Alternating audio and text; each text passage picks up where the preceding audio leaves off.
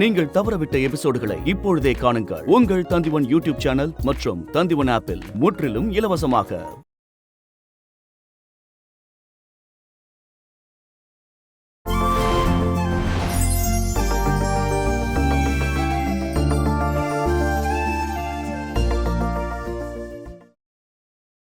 பாடு. பொம்மை குட்டி அம்மாவுக்கு உட்காருங்க.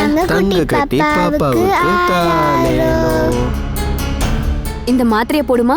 எனக்கு வேண்டாம். எனக்கு மாத்திரை பிடிக்காது, கசக்கும். அம்மு, மாத்திரை போடாம எப்படி உடம்பு சரியாகும்? எடுத்துக்கோ. இங்க பாரு, இந்த மாத்திரையை போடல அப்புறம் இன்ஜெக்ஷன் போட்டுருவேன். இந்தா. இங்க கொடுங்க, நான் தரேன். அம்மு, இந்த மாத்திரையை போட நான் உனக்கு ஒரு ஐடியா சொல்லவா? நீ இத மாத்திரைங்கிறத நீ மறந்துடு. அப்புறம் நீ இத சாக்லேட்டுன்னு நினைச்சுக்கோ. தண்ணி கூட வேண்டாம். அப்படியே நீ டேஸ்ட் பண்ணி சாப்பிட்டுருவ. இந்தா, நல்ல டேஸ்டான சாக்லேட் சாப்பிட்டு பாரு. சாக்லேட்டா? சாப்பிடு. கொஞ்சம் தண்ணி குடிச்சுக்கோ. அவ்வளவுதான். எப்படி ஐடியா? சாப்பிட்டியா? நல்ல ஐடியாவா இருக்கே. இதுக்கு மேல இவளுக்கு மெடிசனே தேவையில்லை. நீங்க பக்கத்துல இருந்தீங்கன்னா ஜாலியா பேசி பாட்டு பாடி குணமாக்கிடுவீங்க போல.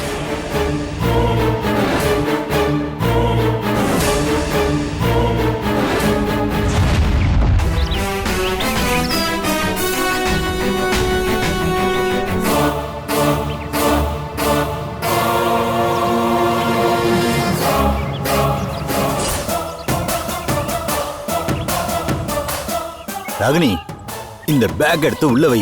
அப்புறம் நல்ல ஒரு டீ போட்டு கொண்டு வா. அதை குடிச்சிட்டு மத்த விஷயங்களை பேசுவோம்.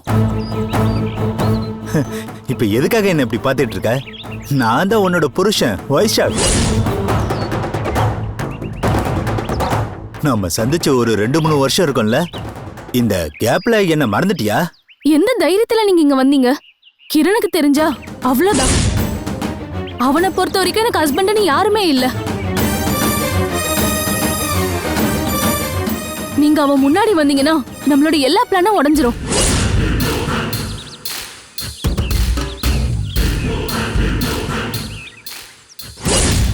நீங்க இங்க இருக்காதீங்க. தயவு செஞ்சு இங்க இருந்து போயிடுங்க. உங்க மேல எனக்கு அன்பு இல்ல, அதனாலதான் போக சொல்றேன்னு மட்டும் நினைச்சிடாதீங்க. உனக்கு என் மேல இப்பெல்லாம் அன்பு இருக்கான்றதே சந்தேகமா இருக்கு. அந்த கிரண் மேலதான் அன்பை பொழியிற. அதனாலதான் வேற வழியே இல்லாம சில முடிவுகள்லாம் எடுத்திருக்கேன். என்னங்க என்னென்னமோ சொல்றீங்க? நீ ஏன் நம்ம பிளான் படி எதுவுமே செய்யல? கிரண் இப்ப இந்த ஏரியாலே இல்ல. அவன் எர்ணாகுளத்துல வேற ஆபீஸ்ல ஒர்க் பண்றான். எல்லா விஷயம் எனக்கு தெரியும்.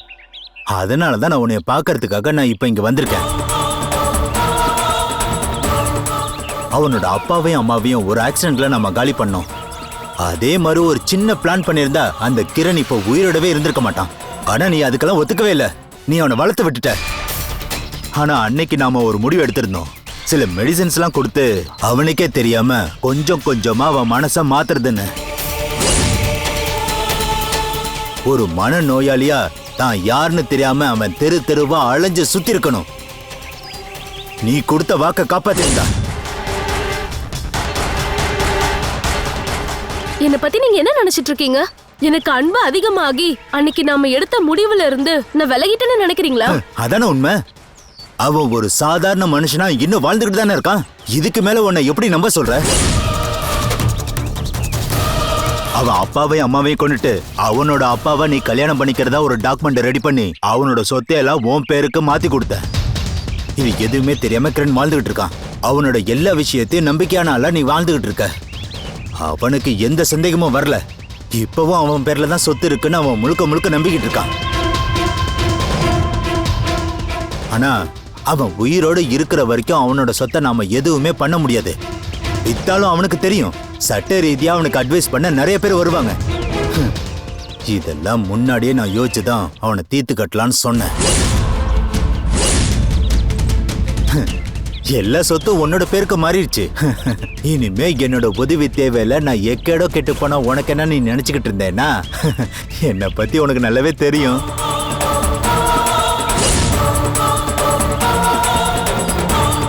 ஒண்ணு மட்டும் நடக்கணும். அவன் இனிமேல் உயிரோடவே இருக்கக்கூடாது.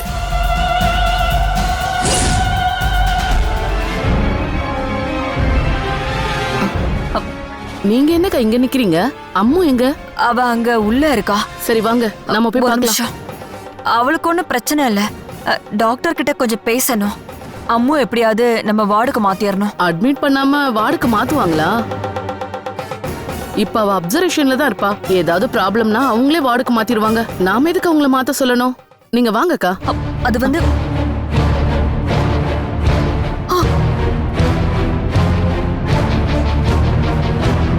ஒரு நிமிஷமா.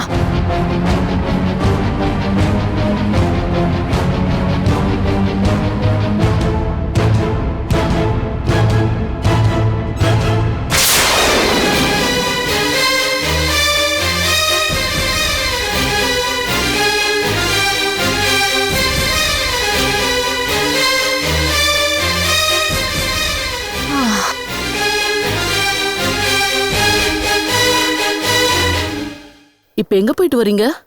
ஏன் ஒரு மாதிரியா இருக்கீங்க? இல்ல அதெல்லாம் ஒண்ணும் இல்லையே. அம்முக்கு ஏதாவது பிரச்சனையா?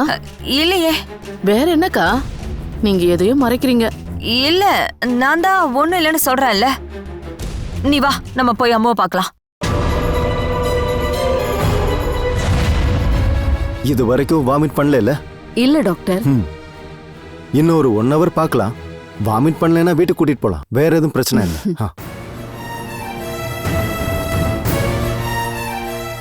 அம்மா எங்க இருக்காங்க மிஸ்? அம்மா வரலையா? ஒன்னும் பிரச்சனை இல்ல, நானே பாத்துக்கிறேன்னு சொன்னல, அதனால அவங்க வந்திருக்க மாட்டாங்க. தோ உன்னோட அம்மா வந்துட்டாங்க பாரு. அம்மோ இப்பதான் உங்க பொண்ணு அம்மா எப்ப வருவாங்கன்னு கேட்டா. என்ன அம்மோ திடீர்னு என்ன ஆச்சு உனக்கு? எனக்கு ஒன்னும் இல்ல, இப்ப எல்லாம் சரியாயிடுச்சு. இன்னும் 1 hour பார்க்கலாம். இதுக்கப்புறம் வாமிட் எடுக்கலன்னா வீட்டுக்கு கூட்டிட்டு போயிடலாம்னு சொல்லிட்டாரு. நான் இனிமே வாமிட் பண்ண மாட்டேமா. நாம இப்பயே வீட்டுக்கு போகலாம். ஐயோ அது முடியாது. டாக்டர் அங்கிள் சொல்லுவாங்க, அதுக்கப்புறம் தான் வீட்டுக்கு போகணும். இனிமே உனக்கு என்ன டென்ஷன்? அதான் அம்மா வந்துட்டாங்கல்ல. நீங்க இங்க தானே இருப்பீங்க. நான் இதோ வந்துடுறேன். ஸ்கூல்ல இருந்து வேற சில பசங்களையும் கூட்டிட்டு வந்திருக்கோம். நான் அவங்கள போய் பார்த்துட்டு வந்துடுறேன். நீங்க முன்னாடி வந்துட்டீங்கல்ல? நீங்க ஏன் முன்னாடியே வந்தும் அம்மாவை பார்க்காம இருந்தீங்க? இல்ல நான் ஹாஸ்பிட்டலுக்கு முன்னாடியே வரல. வர வழியில தான் உனக்கு ஃபோன் பண்ணேன். ஹாஸ்பிட்டல்ல இருந்து கால் பண்ணாத தானே நீங்க என்கிட்ட சொன்னீங்க. அது நீ உடனே வரணுங்கிறதுக்காக நான் சும்மா சொன்னேன். அப்போ நம்ம டாக்டரை பார்க்க வேண்டியது இல்லைல்ல? அப்புறமா பார்த்தா போதும்ல? பாத்துக்கலாம். அம்மா நான் இங்க இருக்கேன்னு அக்கா கிட்ட சொல்லலையாமா? கால் பண்ணேன்டா, லைன் கிடைக்கல. லைன் கிடைக்காததும் நல்லதுதான். அவளுக்கு விஷயம் தெரிஞ்சா ரொம்ப டென்ஷன் ஆயிடுவா. அக்காக்கு கால் பண்ணுங்கம்மா, நான் அக்கா கிட்ட பேசணும். லைன் கிடைக்கலன்னு சொல்றேன்ல அம்மோ. மறுபடியும் ட்ரை பண்ணி பாருங்கம்மா. கிரண் ஹாஸ்பிட்டல்ல இருந்து வெளியில போயிருப்பானா? அனு வந்தா அவளை அவன் பார்த்துட்டா பெரிய பிரச்சனை ஆயிடுமே. இப்ப எதுக்கு இவ்வளவு யோசிக்கிறீங்க? அவளுக்கு கால் பண்ணுங்க. இவளுக்கு தான் எதுவும் பிரச்சனை இல்லைல்ல. இந்த விஷயத்த நீங்க சொல்லலனாதான் உங்க மேல கோவப்படுவா. சரி விடுங்க, நானே அனுக்கு கால் பண்றேன்.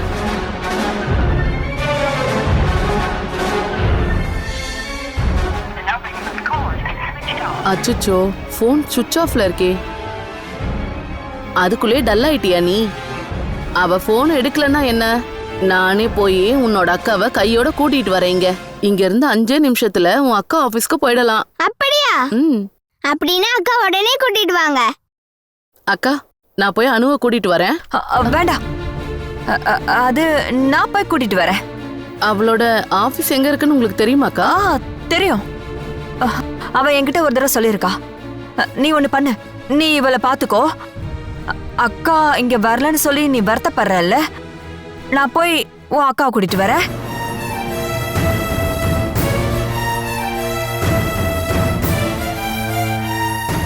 உன்னோட அம்மாவை நான் வந்ததுல இருந்து கவனிச்சுட்டு தான் இருக்கேன். அவங்கள பார்த்தா ஏதோ சந்தேகமாவே இருக்கு. என்ன விஷயம்? எனக்கு எப்படி தெரியும்?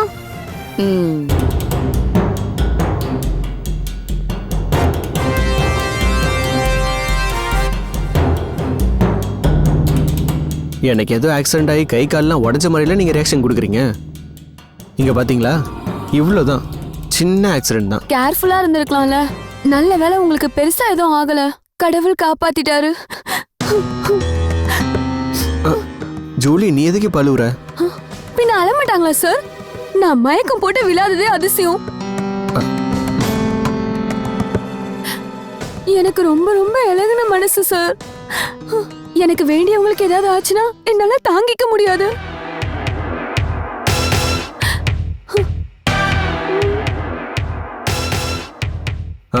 போதும் போதும், எல்லாம் வேலையை பாருங்க. அனு, ஒரு நிமிஷம்.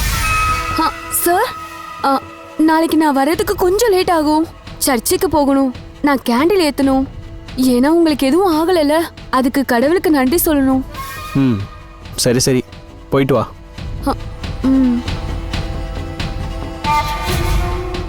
பாத்தியா, லேட் ஆகிறதுக்கு இது ஒரு சாக்கு. சார், ஏதோ சொல்ல வந்தீங்க?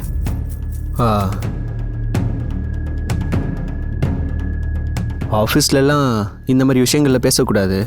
இருந்தாலும் சொல்கிறேன், அப்பா அம்மா எவ்வளோ மோசமாக இருந்தாலும் நாம் அவங்கள திட்டக்கூடாது.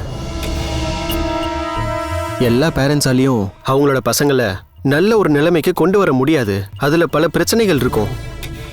அவங்க மேலே நம்ம சரியாக அன்பு கூட காட்டுறது கிடையாது. ஒன்று மட்டும் மறந்துடாத, நாம் இந்த உலகத்தில் பிறக்க அப்பாவும் ஒரு காரணம். நீயும் அப்பாவும் பேசிகிட்டு இருந்ததை நான் கேட்டேன்.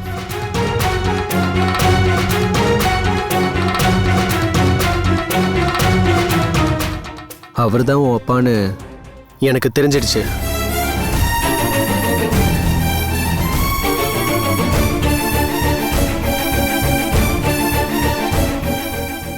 எதுக்கு இப்படி ஒளிஞ்சு விளையாடுறீங்க? அதை பற்றி பேசுறதுக்காக தான் நான் அவரை வெளியே கூட்டிகிட்டு போனேன். தப்பா நினைக்காதீங்க. என்னோட அப்பா நீங்க நினைக்கிற மாதிரி நல்லவர் இல்ல. என் அம்மாக்கு அவர் பண்ண துரோகத்தை என்னால வார்த்தையால சொல்ல முடியாது. எந்த மனைவியாலையும் சொல்ல முடியாத மோசமான வாழ்க்கையை என் அம்மாக்கு கொடுத்தவர் என் அப்பா. 8 வருஷம் அவர் ஜெயில இருந்திருக்காரு. உங்களுக்கு அதெல்லாம் தெரியுமா சார்? அதுக்கு என்ன காரணம்னு தெரியுமா? அவர் என்கிட்ட எல்லாத்தையுமே ஓப்பனாக சொல்லிட்டாரு. உங்கள் அம்மா அவரை தப்பாகவே புரிஞ்சு வச்சிட்டு இருக்காங்க. என் அப்பா உங்ககிட்ட என்னென்னமோ போய் சொல்லி நம்ப வச்சிருக்காரு. யார் சொல்றது போய்? அவர் இங்கே தான் இருக்காரு, ஆனாலும் இறந்துட்டாருன்னு நீ சொல்லிட்டு இருக்க. நீ செய்கிற தப்ப யாராலையும் மன்னிக்கவே முடியாது. அனு, நீ என்னை தப்பா எடுத்துக்காத. உன்னோட ஒரு நல்ல ஃப்ரெண்டாக தான் நான் இவ்வளவும் சொல்கிறேன். எல்லாத்தையும் மறந்து அவரை வீட்டுக்கு வர சொல்லு. அம்மா கிட்ட அவரை பற்றி பேசு.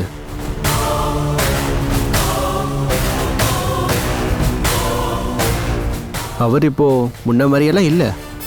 இந்த ஆஃபீஸ்க்கு வந்ததுலேருந்து அவர் மாறிட்டாரு. குடி பழக்கத்தை நிறுத்திட்டாரு. நீ மனசு வச்சா அவர் பழைய நிலைமைக்கு போகாம காப்பாத்திர முடியும். சாரி சார், என் அம்மா கிட்ட இத பத்தி என்னால பேசக்கூட முடியாது. என் அம்மாவை என்னால வருத்தப்பட வைக்க முடியாது. அப்பா விஷயத்துல என்னை கட்டாயப்படுத்தாதீங்க சார். நான் மனசுல பட்டதை சொன்னேன். முடிவு எடுக்க வேண்டியது நீங்க தான். சரி, அந்த விஷயத்தை விடுங்க. நாம ஆஃபீஸை பத்தி பேசுவோம். அட, ஒரு ஸ்மைல் பண்ணலாம்ல? ஓகே சார், நான் வரேன்.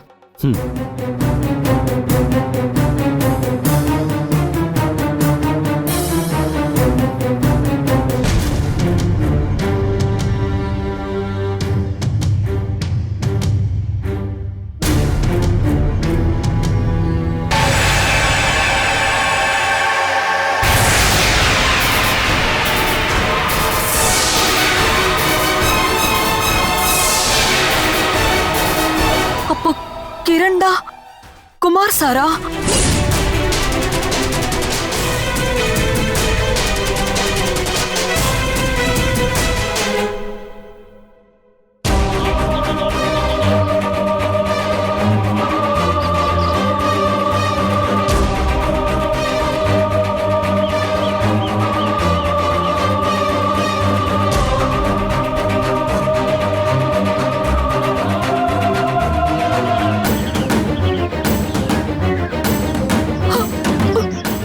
ஹலோ ஹலோ ஹலோ அம்மா, நான் ஃபோன் பண்ண ஏமா எடுக்க மாட்டேங்கிறீங்க?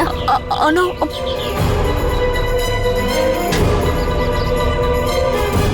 நான் கவனிக்கல. நான் உனக்கு கால் பண்ணியிருந்தேன், ஆனா லைன் கிடைக்கல. அம்மு இங்க ஆர்கே ஹாஸ்பிட்டல்ல இருக்கா. ஸ்கூல்ல கேக் சாப்பிட்டு அவளுக்கு ஃபுட் பாய்சன் ஆயிடுச்சாம். இப்போ ஒன்றும் பிரச்சனை இல்லை, கூடிய சீக்கிரம் வீட்டுக்கு போயிடலான்னு சொல்லிட்டாங்க. இருந்தாலும் நீ கொஞ்சம் ஹாஸ்பிட்டலுக்கு வா. அம்மு ஒன்னதான் கேட்டுக்கிட்டே இருக்கா. நான் இப்பவே அங்க வரேம்மா.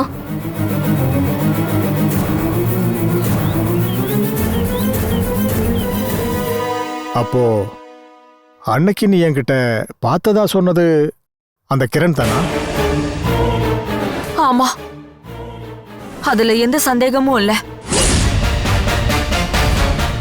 இத்தனை வருஷமா அவன் எங்க போயிருந்தான்? இறந்து போயிட்டதா நம்ப வச்சுட்டு என்ன காரணத்துக்காக அவன் இத்தனை வருஷமா ஒளிஞ்சு வாழ்ந்துட்டு இருக்கான்?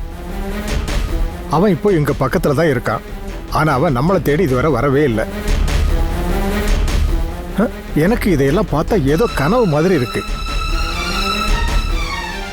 எனக்கும் ஆரம்பத்துல அப்படிதானே தோணுச்சு. என்னால நம்பவே முடியல, ஆனா நம்பாம இருக்கவும் முடியல. ஏன்னா அவனை இன்னைக்கு நான் என் கண்ணு முன்னாடியே பார்த்தேனே. அம்மாவுக்கு அவனை அடையாளமே தெரியல. ஏன்னா இப்படி ஒரு பொண்ணு இருக்கிற விஷயம் அவனுக்கு தெரியாதுல்ல. ஆனாலும் தன்னோட ஆபீஸ்ல ஒர்க் பண்ணிட்டு இருக்கிற அனுவை அவனுக்கு அடையாளம் தெரியாம இருக்குமா? தன்னோட மனைவி உயிரோட கண்ணு முன்னாடி இருக்கும்போது அவன் எதுக்காக எதுவுமே தெரியாத மாதிரி நடிக்கணும்?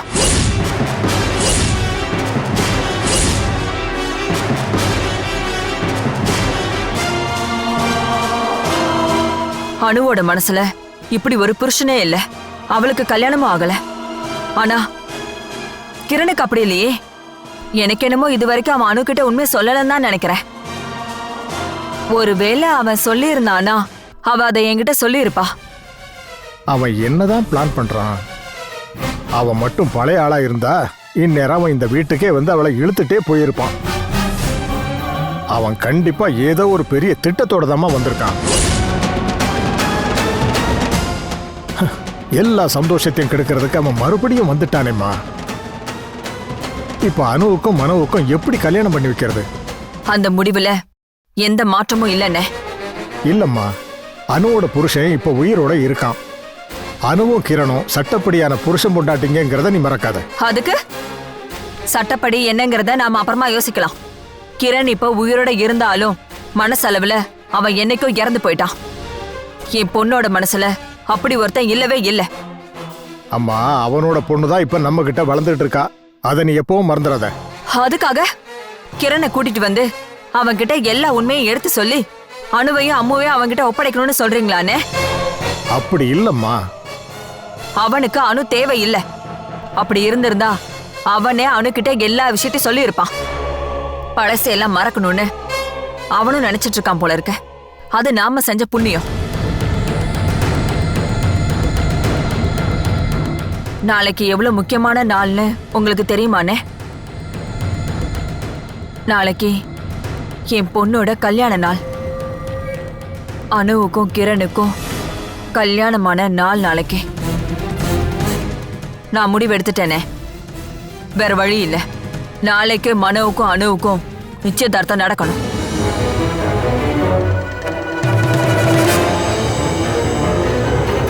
கல்யாணத்துக்கு ஒரு நல்ல நாளா பார்த்து முகூர்த்த தேதியை குறிக்கணும். நீங்க என்ன ரொம்ப தப்பா புரிஞ்சுகிட்டு இருக்கீங்க. நம்ம எடுத்த எந்த முடிவுமே நான் மறக்கல. கிரண் மேல எனக்கு எந்த பாசமும் இல்ல. ஆனா அவன் இந்த நிமிஷம் வரைக்கும் நான் அவன் மேல பாசமா இருக்கேன்னு நினைக்கிறான். நம்மளோட நாடகத்தையே தெரிஞ்சுக்காத முட்டாள அவ என் மேல உயிரையே வச்சிருக்கான். நான் நம்ம பிளான் படி தான் செஞ்சேன். கிரணுக்கு கொஞ்சம் கொஞ்சமா மெடிசனை கலந்து கொடுத்துக்கிட்டு தான் இருந்தேன். பல முறை அவனோட மனநிலையில நிறைய மாற்றங்களை நான் பார்த்துக்கிட்டே தான் இருந்தேன். அவன் குடும்ப வாழ்க்கை சதையிற அளவுக்கு அது ரொம்ப மோசமாச்சு. ஒரு கட்டத்துல அவனோட சமநிலைய முழுக்க முழுக்க அவன் இழக்க ஆரம்பிச்சான். அப்போதான் அவனுக்கு ஆக்சிடென்ட் ஆச்சு. அந்த ஆக்சிடென்ட்ல அவனோட ஒய்ஃப் இறந்து போயிட்டான்னு நான் அவன் கிட்ட பொய் சொன்னேன். அதனால அவ்வளோ ஷாக் ஆவான்னு நான் எதிர்பார்க்கல. அவனால அதை தாங்கிக்கவே முடியல. மனசளவுல கஷ்டப்பட்டான். ஹாஸ்பிட்டல்ல இருந்த அவனை மனநல காப்பகத்துக்கு கூட்டிட்டு போற நிலைமை வந்துச்சு. நான் எதிர்பார்த்த மாதிரியே அது நடந்தது. என்னையே அடையாளம் தெரிஞ்சுக்க முடியாத அளவுக்கு மனசளவுல அவன் பாதிக்கப்பட்டான். அவனை குணப்படுத்துறதுக்காக ட்ரீட்மெண்ட் எடுக்கவும் நான் வரல. உண்மையிலேயே அவனை காப்பாத்துனது அவன் இன்டிமேட் ஃப்ரெண்ட் சத்யஜித் தான். என்னை பொறுத்தவரை அவன் கிரணோட மனசாட்சின்னு சொல்லலாம். அவனுக்காக என்ன வேணாலும் செய்வான். கூட பிறந்த மாதிரியே பக்கத்துல இருந்து சத்யஜித் தான் அவனை பாத்துக்கிட்டான். ஹாஸ்பிட்டல்ல கூடவே இருந்தான். எவ்வளவோ ட்ரீட்மெண்ட்ஸ் கொடுத்தான். சந்தேகம் வரக்கூடாதுன்னு இதுல நானும் அவங்க கூட தான் இருந்தேன். பல மாசம் ட்ரீட்மெண்ட் கொடுத்ததுக்கு அப்புறம் கிரண் ஒரு சாதாரண மனுஷனா வெளியில வந்தான். அவன் வேலைக்கு போக ஆரம்பிச்சான். ஒரு புது மனுஷனா மாறிட்டான். சத்யஜித் அவனை இன்னொரு கல்யாணம் பண்றதுக்கு கட்டாயப்படுத்தினான். ஆனா அவன் அதுக்கு ஒத்துக்கல. அனு அவன் மனசுல இருக்கா. அவளை மறக்க முடியாது. இன்னொரு கல்யாணம் அவன் வேண்டான்னு முடிவு பண்ணிட்டான். உண்மைய என்னைக்குமே மூடி மறைக்க முடியாதுல்ல. திருவனந்தபுரத்துல கிரண் அனுவை பார்த்தான். அனு சாகலன்ற உண்மைய அவன் தெரிஞ்சுக்கிட்டான். அனுவை தேடிதான் அவன் எர்ணாகுளத்துக்கு போயிருக்கான். இப்ப ஒரே ஆபீஸ்ல தான் அவங்க வேலை செய்யறாங்க. நேர்ல பார்த்தோம் கிரணை யாரு என்னன்னு தெரியாத மாதிரி அவன் நடந்துக்கிறா. அவனை அவாய்ட் பண்றதுக்கு கூட ட்ரை பண்ணலாம். ஆனா நம்ம அது எல்லாத்துக்கும் முன்னாடி அந்த நாடகத்துக்கு சீக்கிரமே ஒரு முடிவு கட்டணும்.